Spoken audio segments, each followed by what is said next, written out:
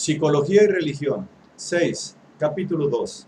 El dogma y los símbolos naturales. Parte 1. El primero de estos sueños, el que precede al de la iglesia, refiérese a una ceremonia con la cual se intenta reproducir a un mono. Una explicación suficiente de ese punto demandaría excesivo pormenor. Me reduciré solo a señalar que el mono connota la personalidad instintiva del soñador, descuidada por éste en favor de una actitud puramente intelectualista, cuya consecuencia fue que vencieran sus instintos, acometiéndole de tanto en tanto en forma de estallidos indómitos. La reproducción del mono significa la reconstrucción de la personalidad instintiva dentro del marco de la jerarquía de la conciencia, reconstrucción posible solo cuando la acompañan importantes modificaciones de la actitud consciente. Como es natural, temía las tendencias de lo inconsciente, pues hasta entonces habíansele presentado en su forma más desfavorable. El sueño siguiente, el de la iglesia, constituye un intento de apelar ante este miedo, al amparo de la religión establecida por una iglesia. El tercer sueño, que alude a la transformación de animales en seres humanos, prosigue evidentemente con el tema del primero. El mono es reproducido con el único fin de ser más tarde metamorfoseado en ser humano. El paciente sería entonces otra persona, lo cual equivale a decir que mediante la sustitución de su vida instintiva, hasta ahora separada de él, debe someterse a un cambio importante y devenir así un hombre nuevo. El espíritu moderno ha olvidado esas angustias verdaderas. El espíritu moderno ha olvidado esas antiguas verdades alusivas a la muerte del viejo Adán, a la creación de un nuevo hombre, al renacimiento espiritual y a otros absurdos místicos pasados de moda. Moderno hombre de ciencia, en más de una oportunidad mi paciente sentíase presa de pánico cuando reparaba hasta qué punto tales pensamientos apoderábanse íntimamente de su ser.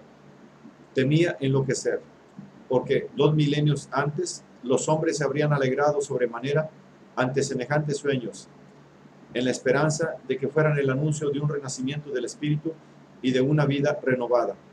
Pero nuestra actitud moderna habla con orgullo de las tinieblas de la superstición y de la credulidad medieval o primitiva, olvidando por completo que con nosotros llevamos todo el pasado, escondido en los sótanos del rascacielos, que es nuestra conciencia racional. Sin estos estratos inferiores, nuestro espíritu hállase en el aire. No debe sorprendernos, pues, que en tal situación alguien se vuelva nervioso.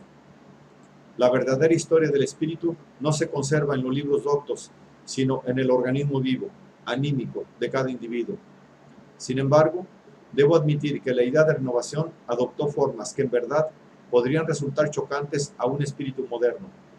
Efectivamente, si no imposible, es cuando menos difícil hacer concordar aquello que comprendemos por renacimiento con la forma descrita en los sueños. Mas antes de ocuparnos de la singular e inesperada transformación a que hemos hecho referencia, debemos aún hablar del otro sueño, claramente religioso, que mencioné arriba. En tanto que el sueño de la iglesia se halla más bien al comienzo de la larga serie, el siguiente pertenece a los estudios más tardíos del proceso. El texto literal reza así: entro en una casa sumamente solemne, la casa de la meditación. En el fondo hay muchas velas dispuestas en forma especial, de modo que 4 puntas señalan hacia arriba. Afuera, junto a la puerta de la casa, se encuentra un hombre viejo. Hay gente que entra, no dicen nada y quedan parados, sin moverse, a fin de concentrarse. El hombre de la puerta dice a propósito de los visitantes de la casa: tan pronto salgan, serán puros. Ahora entro yo mismo en la casa y me puedo concentrar por completo. Ahora entro yo mismo en la casa y me puedo concentrar por completo. Entonces una voz dice: lo que haces es peligroso. La religión no es el impuesto que debes abonar a fin de poder prescindir de la imagen de la mujer, pues esta imagen es imprescindible. Guay de aquellos que usen la religión a manera de sustituto de otro aspecto de la vida del alma. Están equivocados y se hallarán condenados. La religión no es ningún sustituto, sino que como última perfección ha de ser agregada a las otras actividades del alma. De la plenitud de la vida habrás de engendrar tu religión. Solo entonces serás bienaventurado.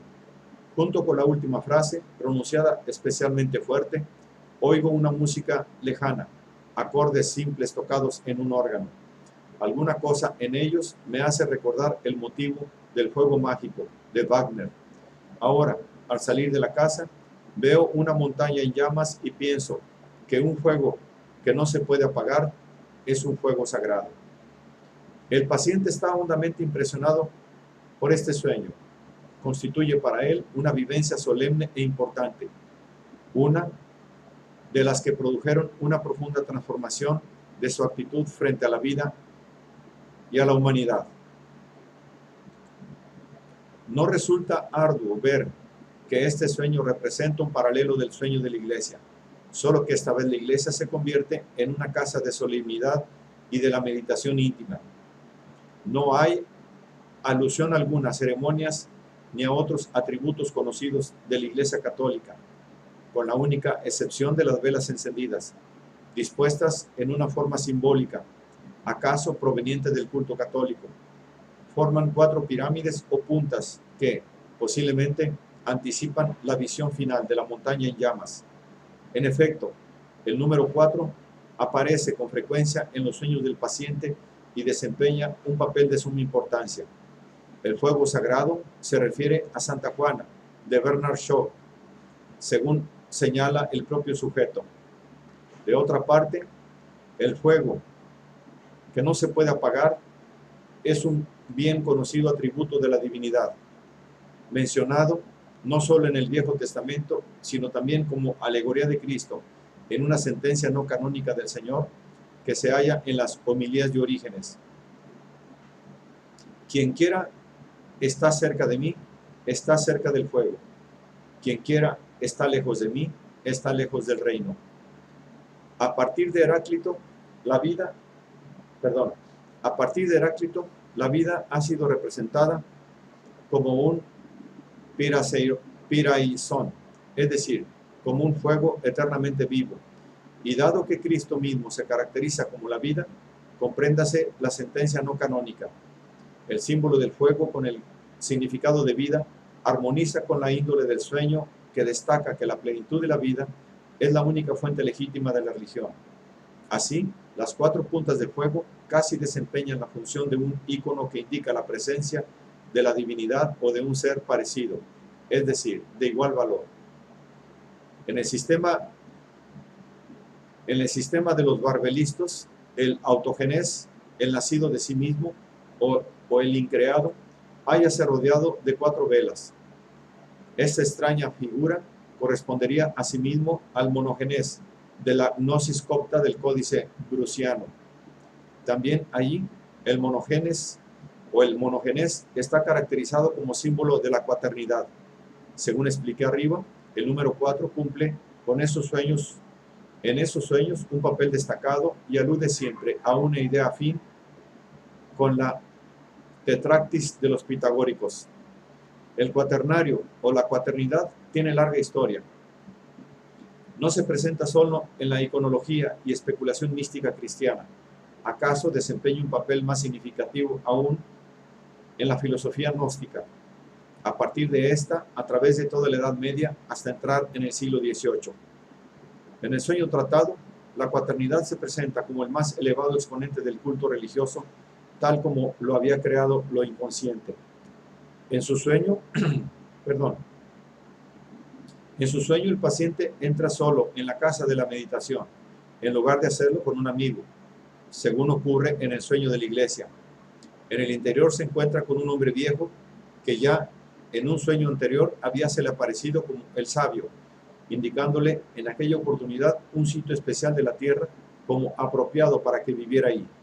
El viejo le explica que el culto es un ritual de purificación, mas del texto del sueño no se desprende a qué tipo de purificación se refiere o de qué ha de purificarse. El único rito que en verdad ocurre parece una concentración o meditación que nos lleva al fenómeno extático de la voz. En esta serie onírica se halla a menudo la voz, haciendo siempre una declaración autoritaria o dando una orden que o bien exhibe un sorprendente sentido común o bien constituye una observación de sentido filosófico. Por lo regular, trátase de una comprobación definitiva y de ordinario aparece hacia el final de un sueño, y casi invariablemente es tan clara y convincente que el soñador no haya réplica alguna. Lo que dice la voz tiene, de hecho, carácter de verdad incontrastable, de modo que resulta poco menos que imposible no ver en ello sino la conclusión irrefutable de una prolongada e inconsciente meditación y ponderación de argumentos. A menudo proviene ella de un individuo imperioso, por ejemplo, de un jefe militar o del capitán de un buque o de un viejo médico. Algunas veces trátase simplemente de una voz que al parecer viene de la nada. Resultó interesante ver cómo recibió la voz este hombre, intelecto y escéptico. Muchas veces era contraria a su conveniencia y sin embargo la aceptó sin preguntar, e inclusive con humildad. Así, en el curso de varios centenares de sueños, cuidadosamente apuntados, la voz se reveló como representante esencial y aún categórica del inconsciente. Como de ningún modo constituye el paciente el único caso en el cual haya observado el fenómeno de la voz en sueños y en otros estados especiales de conciencia, debo admitir que lo inconsciente suele manifestar una inteligencia y una finalidad superiores a la comprensión consciente de que somos actualmente capaces. Es incuestionable que este hecho observado en un caso cuya actitud espiritual consciente apenas parecía capaz de producir fenómenos religiosos, constituye un fenómeno religioso básico. No raras veces me ha sido dable hacer observaciones parecidas en otros casos, y he de confesar que no puedo formular los hechos de otra manera. Con frecuencia he debido encarar la objeción de que los pensamientos pregonados por la voz no son sino los propios pensamientos del individuo. Tal vez sea así, pero yo tan solo designaría un pensamiento como mío si lo hubiera pensado yo, así como únicamente consideraría mía una suma de dinero que yo hubiese adquirido, consciente y legítimamente.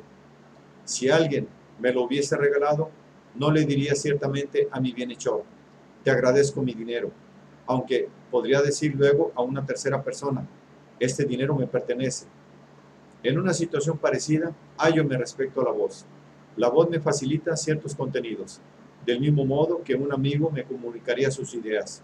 Si afirmase lo que él dice, originariamente y en primer lugar, son mis propias ideas. Ello no sería decente, ni correspondería a la verdad, sino que se trataría de un plagio. De ahí que yo distinga entre lo que he creado o adquirido por mi propio empeño consciente y lo que clara e inequívocamente constituye una creación de lo inconsciente. Podría objetarse que lo llamado inconsciente es meramente mi propia psique y que por ende sobra tal discriminación. Mas de ningún modo estoy persuadido de que lo inconsciente sea, en rigor, tan solo mi psique, pues el concepto de inconsciente significa que no tengo conciencia de ello. El concepto de inconsciente es, en verdad, un mero supuesto cómodo. En realidad, me hallo inconsciente acerca de ello. En otras palabras, no sé ni siquiera dónde se origina la voz. No solo soy incapaz de producir voluntariamente el fenómeno, sino que tampoco me es posible conocer anticipadamente el concepto del mensaje. En estas condiciones, sería una audacia calificar el factor productor de la voz como mi inconsciente o mi espíritu. Por lo menos no sería exacto. El hecho de que percibamos la voz en nuestros sueños no demuestra nada, pues también podemos percibir el ruido de una calle y a nadie se le ocurriría considerar este ruido como suyo propio. Existe una única condición bajo la cual con toda licitud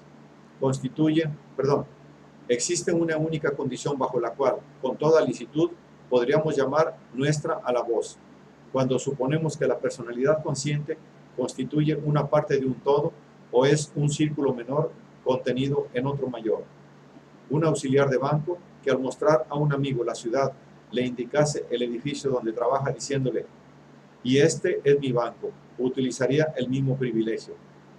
Podemos suponer que la personalidad humana comprende dos cosas. Primero, la conciencia y todo cuanto ésta abarca. Y segundo, el amplio fondo indeterminablemente grande que constituye la psique inconsciente. La personalidad consciente es definible con menor o mayor claridad. Tratándose de la personalidad humana en su conjunto, hemos de reconocer la imposibilidad de una descripción completa. En otros términos, en toda personalidad hay, inevitablemente, algo adicional, ilimitado e indefinible, puesto que la personalidad muestra una parte inconsciente y observable. Ahora bien, a fin de explicar determinados hechos, nos vemos obligados a postular ciertos factores no contenidos en dicha parte consciente. Estos factores desconocidos constituyen aquello que designamos como la parte inconsciente de la personalidad. No podemos penetrar la naturaleza de esos factores, en razón de que solo nos es dable observar sus efectos. Los suponemos de índole psíquica, semejante a la de los contenidos conscientes, pero en este respecto no existe seguridad alguna. Supuesta tal nostalgia, impónense casi por fuerza algunas inferencias más. Dado que los contenidos anímicos solo son conscientes y perceptibles en la medida en que se asocian a un ego, será factible que el fenómeno de la voz, con su carácter decisivamente personal, procediera a sí mismo del centro de un ego, que no sería, empero, idéntico al yo consciente.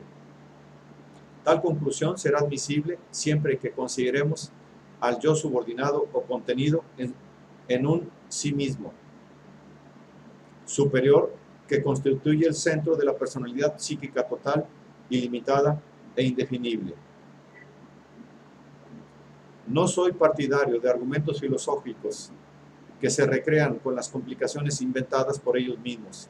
Si bien mi planteamiento parece sofístico, representa, cuando menos, una bien intencionada pretensión de formular hechos observados.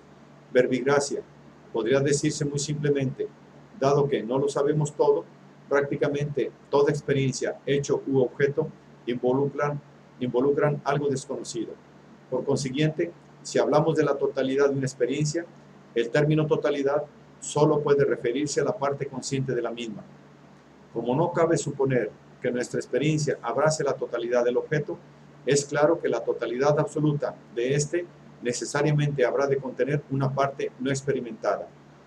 Esto mismo es válido, según dije antes, para toda experiencia y asimismo para la psique,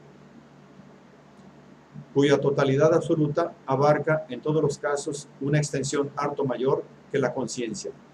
En otras palabras, la psique no constituye excepción alguna a la regla general según la cual la esencia del universo solo puede conocerse en la medida permitida por nuestro organismo psíquico. La experiencia psicológica invariablemente me ha mostrado que ciertos contenidos proceden de una psique más amplia que la conciencia. Con frecuencia encierran un análisis, una comprensión o un saber superiores al que la conciencia sería capaz de producir. El término apropiado para estos acontecimientos es intuición. Al oírlo, la mayoría de la gente experimenta un sentimiento agradable, como si con él se dijera algo, pero jamás reparan que la intuición no se hace, sino que, por el contrario, siempre adviene espontáneamente. Se tiene una ocurrencia originada de por sí y a la que podemos captar solo cuando le echamos mano con suficiente rapidez. Por lo tanto, explícome la voz escuchada en el sueño, la voz escuchada en el sueño de la casa solemne como un producto de la personalidad más completa, por parte de la cual representa la faceta consciente del soñador. Y opino que ahí reside el motivo de que la voz muestre una inteligencia y claridad superiores a la conciencia simultánea del paciente. Esa superioridad explica la autoridad absoluta de la voz. El mensaje implica una crítica notable a la actitud del soñador. En el sueño de la iglesia intentó reunir los dos aspectos de la vida mediante una suerte de compromiso barato. Ya sabemos que la mujer desconocida, el ánima, no estaba de acuerdo con ello y desapareció del escenario. En este sueño la voz parece haber ocupado el lugar del ánima. Es cierto que no formula una protesta de carácter meramente afectivo, sino que avanza una verdadera explicación de dos tipos de religión. Prueba ello que el paciente inclina hacia usar la religión a manera de sustituto de la imagen de la mujer, según reza el texto. La palabra mujer hace referencia al ánima, tal como se desprende de la oración siguiente, donde se alude a la religión utilizada a título de reemplazante del otro lado de la vida del alma. Conforme expliqué antes, el ánima es el otro lado, representa la minoría femenina oculta bajo el umbral de la conciencia, a lo inconsciente. La crítica vendría, pues, a decir: tú ensayas la religión a fin de huir de tu inconsciente, la usas como sustituto de una parte de la vida de tu alma, pero la religión es fruto y culminación de la vida conducida a la perfección, de una vida que entraña ambos aspectos. Una atenta confrontación con otros sueños de esa misma serie denuncia en forma inequívoca qué es ese otro lado. El paciente de continuo buscaba esquivar sus necesidades afectivas, pues temía que pudieran causarle inconvenientes, el matrimonio, etcétera, etcétera, y enredarle en nuevas responsabilidades, como el amor, la entrega de sí, la fidelidad, la confianza, la dependencia afectiva y, en general, la subordinación a las exigencias del alma. Todo ello era ajeno a la ciencia o a una carrera académica. Además, la palabra alma solo significaba una inconsciencia intelectual en la que a todo precio no debía incurrirse. El secreto del ánima es la alusión religiosa, gran enigma para mi enfermo que, como es natural, de la religión no sabía sino que era una confesión y nada más. También sabía que la religión podía ocupar el lugar de ciertas exigencias afectivas desagradables, acaso eludibles mediante la religiosidad. Los prejuicios de nuestra época refléjanse con toda nitidez en los temores del soñador. La voz, por lo demás nada ortodoxa, resulta inclusive chocante en su falta de convencionalismo. Toma en serio la religión, la instala en la cumbre de la vida, de una vida con ambos lados, quebrantando así los más estimados prejuicios intelectualistas y racionalistas. Ello significó para mi paciente tan enorme subversión que a menudo temía enloquecer. Pues bien, como que conocemos al intelectual adocenado de hogaño y de antaño, nos es dable compadecer su ingrata situación. Tomar en seria consideración la imagen de la mujer, lo inconsciente, qué fiasco mayúsculo para el ilustrado sentido común. Inicié el tratamiento personal luego de haber examinado su primera serie de aproximadamente 350 sueños. Hacia entonces sufría una violenta reacción a causa de sus vivencias íntimas. Habría querido escapar de su propia aventura, pero el hombre, felizmente, poseía religio. Tomó en consideración cuidadosa su experiencia y tenía en relación con sus experiencias la suficiente pistis o lealtad como para atenerse a ellas y proseguirlas. Poseía la gran ventaja de ser neurótico y por eso, cada vez que intentaba apartarse de su experiencia o de negar la voz, el estado neurótico reaparecía de inmediato. No pudo apagar el fuego y debió finalmente admitir el carácter inconcebiblemente luminoso de su experiencia. Hubo de reconocer que el fuego es inapagable, sagrado. Fue esta la conditio sine qua non de su curación. Tal vez se arguya que se trata de un caso de excepción, en la medida en que son excepciones los hombres completos. Es innegable que la enorme mayoría de la gente culta está integrada por personalidades fragmentarias, así como que en reemplazo de los bienes genuinos apélase a una gran variedad de sustitutos. Mas, para este hombre, el ser un fragmento equivalió a una neurosis, y lo mismo ocurre con un amplio número de personas. Lo que corrientemente y por lo general acostúmbrase denominar religión representa en tal asombroso grado un sustituto, que me pregunto con toda seriedad si tal religión, a la que yo prefería denominar confesión, no desempeñará una importante función en la sociedad humana. El sustituto persigue la finalidad evidente de reemplazar la experiencia inmediata por una selección de símbolos adecuados, envueltos en un dogma y ritual firmemente organizados.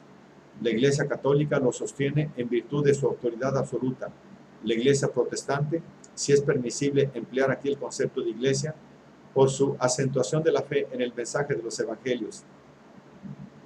En tanto ambos principios sean eficaces, los hombres se ven adecuadamente protegidos contra la experiencia religiosa inmediata. Y es más, si no obstante ello ocurreles algo inmediato, pueden acudir a la iglesia, que está en condiciones de decidir si la experiencia provino de Dios o del diablo, si hay que aceptarla o rechazarla.